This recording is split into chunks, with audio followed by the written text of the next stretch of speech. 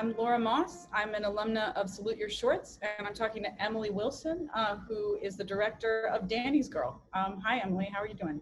Good. How are you doing? Good. Okay. Where are you situated right now in the world? I'm in Los Angeles. I actually moved here, I think 4 months ago. So I'm kind of new to California as a whole. Yeah. From where? From where? Brooklyn. I was in Brooklyn for 8 years. Okay. Yeah. So, I'm looking at Brooklyn. I'm on the other side of the Williamsburg Bridge, so I know. Oh, wow. Okay. Yeah. I lived in Greenpoint for a while. Yeah. So tell us a little bit about your film. Let's start with your film. Just the basics. What is this film? Sure. Good question. What is this film? So it's called Danny's Girl. It's 13 minutes. It's a short narrative film. I kind of classify it as a dark comedy, but there's definitely genre elements. And it's basically about this kind of nerdy guy, Danny, who meets his online girlfriend for the first time. And so the film opens when they finally have their much anticipated meeting. And he discovers kind of an unspeakable possession of hers very early on. And it kind of blows the film up and turns the film and their first night together kind of like a dizzying tailspin. Cool. Yes, and I've seen it. I was just asking you to for everybody else. It's a wonderful film. How did the idea come to you? Like, where did this emerge from you? Yeah. So I wanted to make a short film. I've made short films before. They're usually on the longer side. And so I was like, you know what? I want to make like a sweet, like tight, concise 10-minute movie.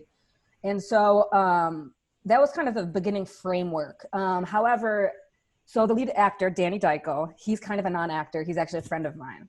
And he's been in little videos here and there, like for fun, but he's just like a really funny guy, right? He's a natural and he's really good with physical comedy. So basically I was like, I want to write a film for Danny.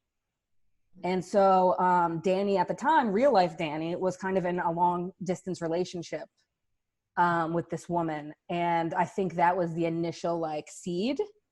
And of course, writing it with him in mind, you know, that helps writing the dialogue, and that helps with like knowing that he's a great physical comedian. I wrote in some like physical comedy elements. And then it just kind of blossomed from there, honestly, and like shared the script with him, and he was on board. And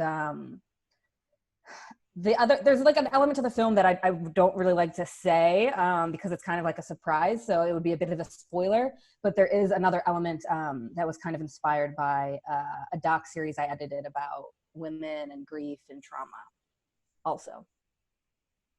So it's fair to say we cannot spoil it, and we can say that Danny's Girl has been through a past trauma that kind of becomes uncovered. And I'm curious that, I mean, I think it's really clever and interesting that it's called Danny's Girl, and that it feels like, you know, from the beginning, Danny's Girl, you're like, oh, okay, this is the story of a guy and an object that he's interested in, and the tables turn on that very quickly. Can you talk about her? So if he was a non-actor and a good friend, how did you go about casting? Forgive me, I don't remember her name. Is she just called Danny's Girl in the film?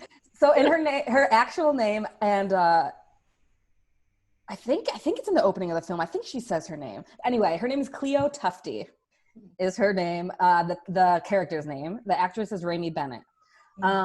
So Raimi, I read with a few actresses that I just knew peripherally, like friends or acquaintances or people I've worked with in the past. And she was actually a friend of a friend, Raimi was. So I actually met with Raimi initially to see if she knew any actresses, because she's a filmmaker in her own right. And when we met, she was kind of like, I act too. She's like, I haven't done it in a while because, you know, I'm choosy with roles, rightfully so. But I was like, oh, wow. Like she's a trained actress. And so she read and just nailed it. And she was like, I love the script. I love weird stuff. Like, I'm on board. Did you have to balance, you know, working with a trained actor and working with a non-actor? Because their performances feel very matched. It doesn't feel like they're in two different movies. Thank you. Yeah, we rehearsed a lot. And they are two amazing people in general. And so they were like, and they're both passionate about film. So they were like on board to rehearse whenever. So I don't know the number, but maybe 7 like in-depth rehearsals. And Rainey actually really helped kind of loosen Danny up a little bit. And we talked a lot about backstory and motivation. So she did a great job kind of acknowledging that Danny was not trained and using her skills and training to mentor him in a way. Yeah. That's cool. Yeah. Sometimes I find when I'm directing filmmakers, they're kind of egoless because they know you just want to get the performance that you need. And they're like, what do you want me to do? And it's kind of freeing sometimes, but yeah, totally. Yeah. Yeah. Well, I hope it's not too much of a spoiler to say that there's some nudity in this film. And it makes sense to me now hearing that he was a friend. But can you talk a little bit about that? Like as a filmmaker, how do you work with nudity? How do you make actors comfortable? You know, how do you close the set? You know, I think it's a lot of filmmakers struggle with this. Yeah. So the nudity I feel like is crucial to this scene. There's kind of an establishing shot, and I've legitimately found it necessary because the scene that happened that eventually transpires, it's important to know he's naked. So basically nudity was not in the original script. At some point, the more I was, and I'm constantly rewriting, and then you start doing shot lists and storyboards, and you're in pre-production, so you're thinking very closely and critically about how each scene is going to be filmed. And so maybe like less than a month before actual shooting, I was like, crap, like he should be nude. So I just asked Danny, like, hey, totally feel free to say no, feel free to disregard, like no pressure. How would you feel about being naked? And he was just like, totally on board. Like, yeah, sure. I trust you. Like, let's do it. So he was actually the most comfortable with it. And that on set, we did close the set. We only had the vital crew members. Everybody else went outside. So we had like the DP, myself, the AD. And, we were just whatever we weren't shooting, we would make sure that he had a robe to make him feel comfortable. But honestly, on set, he's such a good sport. He was just like, I don't see what the big deal is. Like, it's chill. That's the best. But I think there's, that's a important point I think you make, which is that, with palms up, you must say as a director, I feel strongly, like, feel free to say no and to ask in private, because you have an inherent power dynamic, even if it's your friend, that you need to make sure that they're comfortable to say no to you and mean Absolutely. Very important. I mean, trust is key in everything, in filmmaking and relationships in general, right? Like, so you can't betray that trust. Yeah. And absolutely, like, yeah, anytime you need to talk to somebody about something delicate, to pull them aside and make sure it's a one-on-one thing, like 100%. Yeah. Can I ask you about the Zooms and working with your DP? I loved the Zooms. Thank you. Yeah. Tell me about your relationship with your DP, if you've worked together before, and how the film language evolved a little bit. I love Zooms. I love slow Zooms, Robert Altman style, like camera movement. In general, I'm like, I'm passionate about cinema, like the medium. So it's like, how can we utilize the medium, the visual medium, to tell the story in the best way? Yeah. And to, once again, like, think very critically about every decision. And I just love doing that. It's like piecing a puzzle together, So I just spent a lot of fucking time thinking about each scene and how to utilize camera movement and stuff. That being said, Hunter Zimney is the director of photography, and he was my producer reached out to a filmmaker friend, and he recommended Hunter. And then turns out I had actually met with Hunter. I worked with Hunter years prior, very, very briefly. And he also went to SUNY Purchase, which is where I went to school. So there's like some connections there. But basically, he's a younger guy, and he's just brilliant. Just knows his stuff. He likes weird films. He's one of those like cinephiles who's basically like, he's seen so many films. He knows the filmmakers, the years, like just everything. So basically we just met a handful of times. I would do the shot lists, and then after I kind of made up my mind, I would then go to him and be like, this is what I'm thinking. What do you think? Do you agree? Do you have any other ideas? And oftentimes we were on the same page, pretty seamless. And then there were times where he's like, well, what about this? And I'm like, yeah, that sounds amazing. Like, you know, in the opening scene, when Danny first meets Cleo, there's like a cool like tilt up. And like, that was his idea. Like it starts on her feet and it does like a tilt up to her face. Fucking awesome. His idea, for example. And the zooms, yeah, big fan of Robert Altman, and I just always want to use slow zooms. They create a sense of dread in the movie because there is this dread that I think pays off, but you know, in an otherwise kind of normal parking lot scene, you're suddenly sort of unnerved, and I think the zooms play a huge part in that. Which is totally great. Thank you. Yeah, definitely tension. It builds tension. Yeah. You said weird films. I want to talk about weird films. As a weird filmmaker myself, it's funny because what I loved about this film is that it was not weird for weird's sake. I think I love legitimately weird films, and I really bristle against films that are like random bizarre stuff happens, you know, and it's very hard to find the line between those two things. And I think, you know, for me, it's very much about character, like really developing truthful characters. I don't know, can you talk about tone a little bit? And does this match the tone of some of your other work? And, you know, how are you finding your tone here? It's so funny. I bet your films get called quirky all the time, right? Like the word. Yeah, we have weird films by women or quirky films. Yeah, exactly. Tone. Yeah. So, okay. So in general, my stuff, I guess, is classified as weird. Just try to think outside the box and like, I don't know, just like touch on the weirdness of humanity. Like, be it like the weird fucked up shit we think about but don't talk about, like put it out there. A way to make people feel kind of less alone, you know, like less alone in their humanity. And being human is weird. So I feel like just like the world is a weird place. So I feel like just kind of spotlighting that, you know, and not like poking fun really, but just kind of embracing the darker sides and including comedy, because also like, I don't know, I'm the type of person, I see comedy in everything, just like even in tragedy, if you can make a joke about it, like I think that's helpful. And so tone was my biggest fear. Going into making this film, I was like, I knew that if I didn't get the tone right, it wouldn't work. It just simply would not.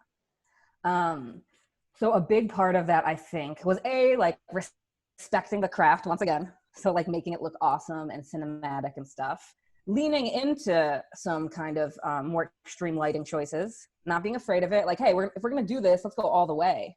Yes. If it works. And I think it works. But basically the rehearsals with the actors, we talked so much about the backstory of these characters so that everything was motivated, because we knew that the like synopsis or whatever is kind of bonkers. So we needed the actors to be coming from a place of humanity and have motivation behind everything. So it wasn't just like, look at these two people doing it in a weird situation. So we really talked like, where's Cleo coming from? What was her past year looking like? What about Danny? Let's dissect Danny's loneliness, you know, and what do they want from each other? And that sort of thing. And so because their performance was rooted in, I think, honesty of like real human emotion, we could kind of be a little more like freaky with the rest of the stuff. Totally, that makes sense. Yeah, it is interesting that you said that your work kind of skirts genre, but isn't genre. I have that issue as well. And I think that speaks to, you know, what I love about horror and I love about comedy is that these are genres that speak about things that people generally politely keep to themselves. Yeah.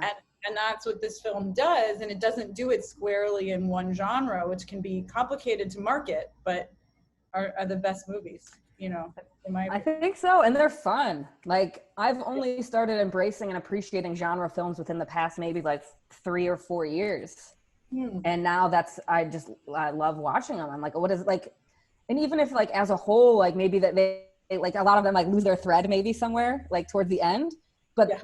right, but there's always scenes, there's always an inspiring scene, or like an inspiring shot, or like blood stuff that's like, oh wow, like what a great use of color. So yeah, I like genre films a lot because of that, and they're just so fun, you know.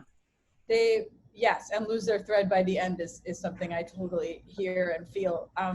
And that's a good segue into your ending, which includes an animation sequence, like a modeled animation sequence. Did you always know that that was going to happen? Like, when did that emerge in the writing?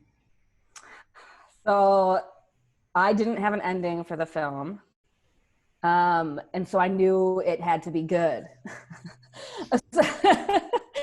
Especially the film kind of escalates, right? Because there's tension. So to have an ending that didn't feel quite rewarding. I was very aware of that. So I wanted it to be, rewarding and sweet. Like I think having heart, you know, in films is important to me too. Making people feel something, hopefully. And so basically like I had a job as an editor, and I would have to do like a kind of long walk to work. And so I was really into Vandergraaf Generator, which is like a prog rock band. And there is this song called The Refugees, and it's like a 7-minute epic song. And for, you know, I go in these loops where I hear a song that I'm obsessed with and I just listen to it nonstop for months. And that was that song. And it just came to me while listening to the song. Like a sperm penetrating an egg just came. And I was like, oh, that's so beautiful. And then it's also, you know, it shows that Danny and Cleo will live on. Like you see, even though the film ends, you can kind of see what's going to happen afterwards, which I also like. And it has this epic quality. I mean, the animation turns it into a universe, and it felt like, I mean, no lie, it felt like a Tree of Life all of a sudden. Yeah. You know, did you work with an animator? Like, how'd you get the animation practically accomplished?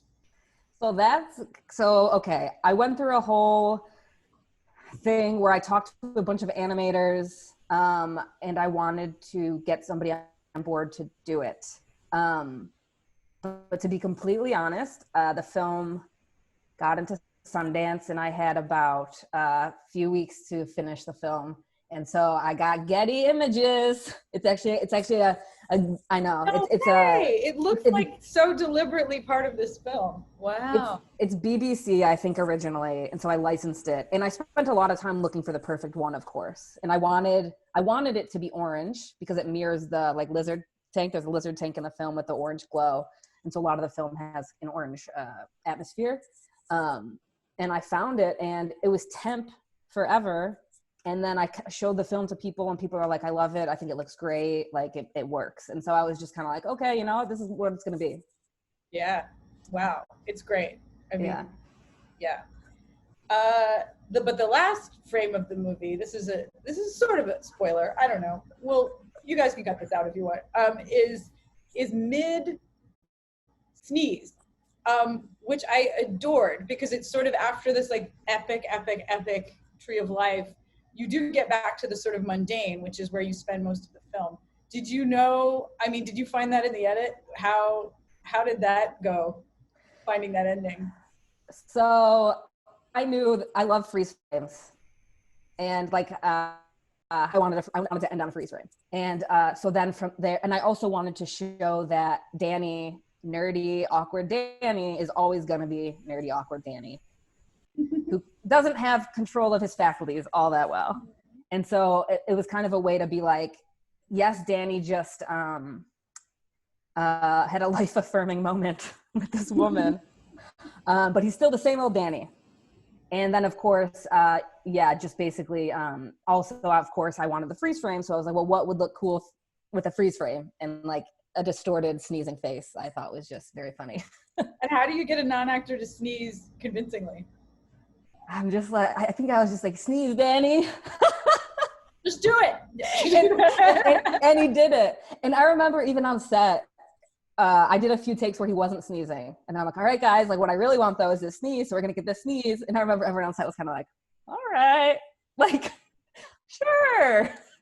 But I think it works. So it does. It really does. Yeah. Talk about that for a second. Like when you have a weird film and you have a weird vision, how do you make sure, like, you know, film sets are many, many people, some of whom you maybe haven't met before. How do you protect your vision when you know, can't always articulate it in words, or you can't, someone maybe not seeing it the way that you're seeing it? So before, I've made short films in the past, crowdfunding and stuff. This film I self-financed, and I told myself, I need to make sure above all else that what is up here makes it to the screen. So I made a promise to myself, because in the past, I have compromised my vision while making short things. And it's so easy to do, you know, because you are collaborating and it's high stress and high stakes. But I was just like, I'm not gonna, I made that promise to myself, essentially. And as a woman, I do think it's a little harder also to be kind of like assertive in that atmosphere. And I think also just preparation. Like, once again, back to the shot lists. I just revisited, so that I knew going into shooting that I was excited and confident with my decisions. Yeah. So that if anybody questioned it, I would be like, cool, but this is why. So like, right. It sounds like, and you could know if someone was questioning it, and you were so prepared that if they were questioning it and they were right, they were seeing something you weren't seeing. Yes. You had that like groundwork to be like, oh, actually, that's a good idea. We should try that. Because I find that's the challenge, right? You don't want to not hear your collaborators, but you need to prepare and know, you know, what you want first. Absolutely. And like the producer, and he was also the assistant director, he had some great ideas. Mm-hmm. Like there's the fall in the kitchen. Like he was like, what if he falls? And I'm like, that's awesome. Like, and so he came up, he was awesome. He had, a lot of great ideas. And I was just like, yeah, that makes complete sense. Because I mean, and also you want to surround yourself with people who are better than you or you respect, you know, right? That's the idea. Yeah, or like you enable them to do their deepest work because you have the bigger picture in mind. Absolutely. So where is this? It premiered at Sundance this year? Mm-hmm. Oh, congratulations. I was there, but I didn't see many shorts blocks. I'm bummed now. So you got to be in a festival in person with this film, which is an experience a lot of filmmakers haven't had this year. That's great. Yeah, thank you. I feel incredibly grateful that I was able to go to Sundance. Incredibly grateful. Yeah. Is that the last festival like that you were at in person for this? Yeah, and it was supposed to be at South by as well. But no, it was Sundance. That was the only one, but a good one to be at. Sure. And so it's having its cycle now, its life cycle as a film. Yes. Yes. What are you working on now? What's cooking? Yeah, so I have a feature screenplay, and it's called Nasty Little Lisa, and I'm trying to get it made. And I'm pretty happy with the draft of it now. It's kind of like I call it a coming of age movie. Nice. Like female revenge stuff, takes place in winter. The protagonist is pregnant. It's gnarly. There's genre elements. And yeah, that's kind of, hopefully, fingers crossed, get it made. And in the meantime, I'm continuing to write more scripts. And how has COVID changed your approach to getting that film made? I've never made a feature, so this whole process in general is kind of new to me. So I don't have anything to compare it to per se, but things are just moving a little slower maybe. And I also, because I'm new to LA, I'm figuring that out too. So there's kind of like a lot of change in my life. But yeah, basically just reaching out to people, and people are reading stuff, which is cool. And people are able to develop stuff and write stuff during this time. Production wise, I think time will tell.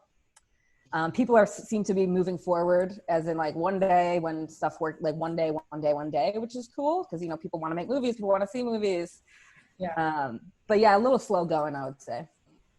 Yeah, that's been my experience. I mean, it's interesting because actors are sort of all reading, and you can't attach them because who knows what's going to happen. But it's kind of an interesting moment where if you have a connection to an actor that is your dream person, you know, you can maybe get it read. Yeah, totally. That's the idea, right? Like if nothing else, like read the script, and if they like it, like maybe there's hope for the future, you know? Yeah. I think there's gonna be more of these soft attachments where people are like, you know, so and so loves it and would like to be involved, and that's ammunition you can go to a financier with. But yeah, I feel like, you know, I'm about to make my first feature, but Congrats. yeah, well, thanks. I mean, you know, when COVID is whatever, but it's like, you know, I've been saying to a lot of financiers who don't like to work with first-time filmmakers, I'm like, we're all first-time filmmakers now. You know, no one's made a film successfully in the pandemic that's not on Zoom. So you know. Yeah, how many Zoom movies are there out there now? Oy vey. Probably more than I would like to believe. Yeah. That's great though. So this will be your first feature. Yeah, I mean, a similar trajectory. I think, you know, it's so important to get the shorts out there that you're proud of, and it takes a long time, you know. Yeah. As you said, you've made multiple shorts. I've made multiple shorts. I mean, it's tough because I think as women especially, but all filmmakers, you know, you're asked for many proofs of concept. You know, it's very hard to get people to trust you with money. Which I get. But we'll do a good job. They just, right?